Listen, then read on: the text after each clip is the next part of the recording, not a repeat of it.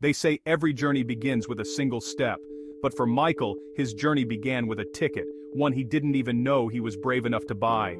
After years of war, medals and memories he wished he could erase, Michael had learned how to survive, but not how to live. The silence in his home was louder than any battlefield. He'd wake up drenched in sweat, haunted by echoes of a world he'd left behind. So, one morning, he did something unexpected.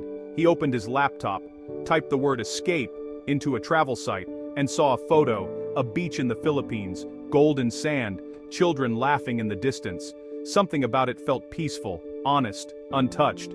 Within minutes, his ticket was booked. Destination: Manila. One way. Soft whoosh sound transitioned to airport ambiance. The airport was alive, full of laughter, rushing footsteps, and the scent of coffee and jet fuel. Michael stood in line at Gate 7, holding his passport tightly. Around him, families hugged, lovers kissed goodbye, children waved at planes taking off. He looked at them and smiled, quietly. He was surrounded by strangers, yet for the first time in years, he didn't feel alone. As the announcement echoed, Flight 214 to Manila now boarding, he glanced out the window. The sunrise painted the sky with streaks of gold and red, and in that light, he noticed a small Philippine flag waving near the gate. It glowed softly in the breeze, and somehow he felt it calling him, not as a destination, but as a promise. Soft cinematic piano begins to rise. When the plane took off, Michael closed his eyes. He wasn't running anymore. He wasn't escaping. He was searching for quiet mornings, for laughter, for something that war could never take away, and as clouds rolled beneath him, he whispered to himself, almost like a prayer. Please, let this be where I find peace. Sound of airplane fading into the distance, gentle instrumental continues. Narrator, softly. He didn't know it yet, but that flight wasn't just a journey across the ocean. It was the beginning of a story. One that would change his heart forever. Music fades out with sound of ocean waves gently rolling in. Title card, on-screen text. He found peace in the Philippines. Chapter 1, The Ticket to Peace. When Michael stepped out of the airport, the air hit him, warm, salty, and alive. The chaos of Manila was unlike anything he'd ever seen. Buses racing, jeepneys painted with colors brighter than dreams, vendors shouting, children laughing, and everywhere. Smiles that seemed to come from the heart. He wasn't used to it. The kindness, the noise, the life. For years he had lived in a world of silence. Now, the world was speaking again, and it spoke in laughter, in music, and in Tagalog words he didn't yet understand, but somehow felt. Transition sound, van door closing, engine starting. He took a small van that drove hours away from the city. The road twisted through rice fields, past coconut trees, swaying like they were dancing in the wind. And then, the sea appeared. Blue, endless, like a mirror reflecting the sky. The van stopped near a small coastal village, a place where time seemed to move slower. Kids ran barefoot by the shore, chasing waves. Fishermen mended their nets. And there, standing beside a small wooden house, was an old man waving at him. Old man. Gentle accent. You must be Michael. Welcome, my friend. Soft chuckle sound. Narrator smiles. For the first time in years, someone called him friend. He didn't know the man, didn't even know the village, but somehow, he felt like he'd come home. The old man led him to a small hut near the water. Inside, no TV, no noise, just the sound of waves whispering outside the window. That night, as Michael lay in bed, he listened to the ocean breathe. He closed his eyes, and the ghosts of his past grew quieter. Soft, instrumental swells. Emotional tone rises. He woke up before sunrise the next morning. The village was still asleep, except for a few fishermen heading out to sea. He walked to the shore and watched the sky change colors. Pink, orange, gold, as if the heavens were painting a welcome just for him. He smiled, a real smile, not forced, not polite, but the kind that comes when your heart finally exhales. Narrator, softly. For the first time in a long time, Michael didn't think about the war. He didn't think about loss. He just listened, to the waves, to the wind, to life itself. Music fades into soft ocean ambience. Title card, on-screen text. He found peace in the Philippines. Chapter 2. The Village by the Sea. One Tuesday morning, Michael received a thin blue airmail envelope from Sanro, Philippines. No return address, just careful handwriting and foreign stamps. Inside, a short letter. Sergeant Michael Turner, if you are looking for peace, come to our village. We have music. We have community. Elena Reyes. Michael read the letter again and again. He looked around his silent, empty house haunted by memories. For the first time in years, a fragile seed of hope began to sprout. Sometimes hope arrives in the most unexpected envelopes. In a moment of clarity, Michael packed a single duffel bag, clothes, passport, the photograph of his unit. He bought a one-way ticket to Manila, leaving everything else behind. The journey was a blur. Airports, time zones, a sense of unreality. As the plane descended, he saw a sprawling city bordered by deep blue ocean, a world away from St. Petersburg. Stepping out of the airport, he was hit by heat, noise, and the vibrant chaos of Manila. He found a taxi, showed the driver, Sanro. The driver nodded. Far. Very far. The city gave way to lush greenery, rice paddies, and small houses. Children played by the roadside, waving at passing cars.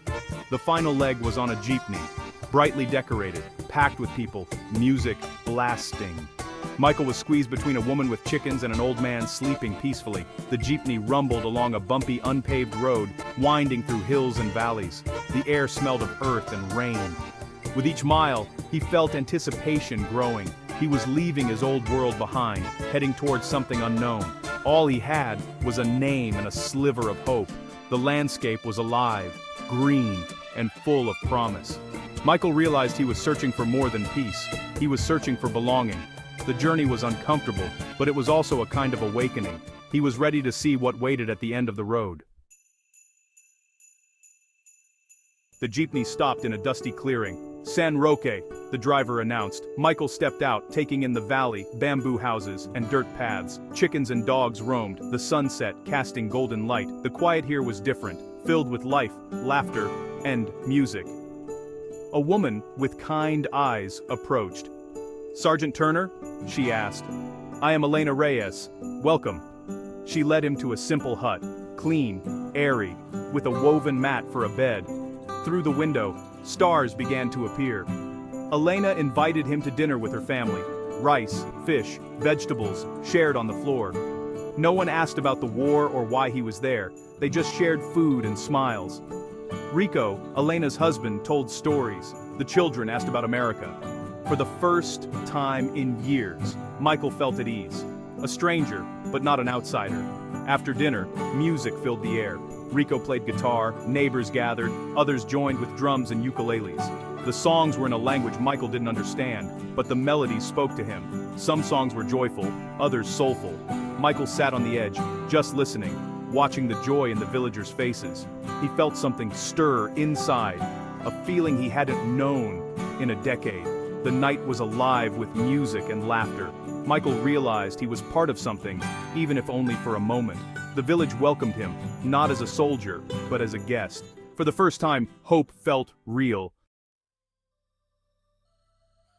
Michael's days in San Roque settled into a new rhythm, set by sun and seasons, not by clocks. He woke with the roosters, helped Rico in the rice paddies, worked hard under the hot sun. The labor was exhausting, but it left no room for ghosts to whisper. He learned the names of the children, picked up a few words in Tagalog, and was met with laughter. In the afternoons, he listened to old men's stories, typhoons, harvests, love, and loss. The community was the heart of San Roque, neighbors helping neighbors, sharing what little they had.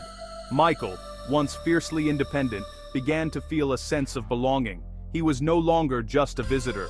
He was Kuya Mike, big brother to the children. He carried water, played games, and started to smile. A real smile. The deep lines of worry began to soften. The heavy armor he'd worn for so long started to crack. Life was messy, loud, and deeply human. The rhythm of the village was healing him in ways he never thought possible. Michael was slowly letting the light in. Music was the lifeblood of San Roque. Hymns, folk songs, pop hits, and most of all, karaoke. Every celebration ended with a microphone passed around, everyone taking a turn. Michael always stayed on the sidelines, listening but never singing. One night, Elena handed him the microphone. "Your turn, Mike." The village went quiet, all eyes on him. He wanted to refuse, but saw only encouragement in their faces. He chose an old American classic, "Stand By Me." His voice was shaky at first, eyes glued to the screen. As he sang, something shifted inside him. The song was about friendship, about not being afraid with someone by your side. He thought of David, of the men he'd lost. He looked up, saw the villagers swaying, Elena nodding, Rico giving a thumbs up. They weren't just listening to a song, they were listening to him. As he sang the final chorus, his voice grew stronger, more confident. He poured his pain and loneliness into the music. When the song ended, silence hung for a moment, then applause erupted. In that moment, Michael felt a release he hadn't known in years. The music had given his pain a voice. He realized he was no longer alone. One afternoon, a super typhoon threatened Sanro. Fear filled the air, but this time, Michael wasn't alone.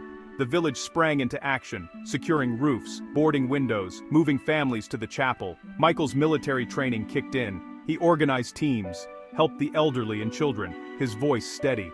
He was Sergeant Turner again, but now fighting to protect a new kind of family. The storm hit with fury, wind screaming, rain blinding. Villagers huddled in the chapel, praying and singing to drown out the terror. Michael sat with Elena's family, her youngest asleep in his lap. He felt a profound sense of connection, no longer an outsider. When the storm passed, devastation was everywhere. Uprooted trees, flattened huts, flooded paddies. But there was no despair. The next day, rebuilding began. Everyone cleared debris, salvaged what they could, helped those who'd lost everything. Michael worked tirelessly, hands raw, body aching. He saw that true strength wasn't just surviving a battle, it was getting up after and helping others rise too. The community's unity was their greatest strength. Michael realized he had found a new purpose. In Sanro, he was home.